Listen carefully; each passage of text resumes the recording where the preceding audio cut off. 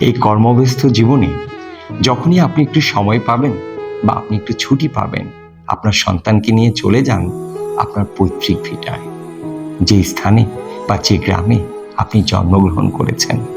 আপনার সন্তানকে নিয়ে চলে যান আপনার সেই খেলার মাঠে, শৈশবে যে মাঠে আপনি খেলেছেন।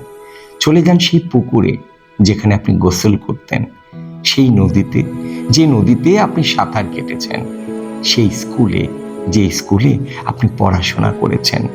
আপনার সন্তানকে পরিচয় করিয়ে দিন আপনার শৈশবের বন্ধুদের সাথে, যাদের সাথে শৈশবের দীর্ঘ একটা সময় আপনি কাটিয়েছেন। আপনার সন্তানের সামনে আপনার এলাকার, আপনার অঞ্চলের আঞ্চলিক ঐতিহ্যবাহী বিষয়গুলোকে বারবার তুলে ধরুন। আপনার অঞ্চলের, আপনার এলাকার, আপনার গ্রামের সফল মানুষদের গল্প সন্তানের সামনে বারবার বলুন।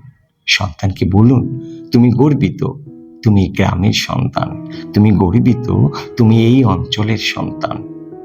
মনে রাখবেন, শৈশব থেকেই যদি সন্তানের মনে তার পৈতৃক ভিটায় বা তার শিকড়ের প্রতি ভালোবাসা জন্মে দিতে না পারেন, তাহলে সেই সন্তান কোনোদিনই শিখরে পৌঁছাবে না।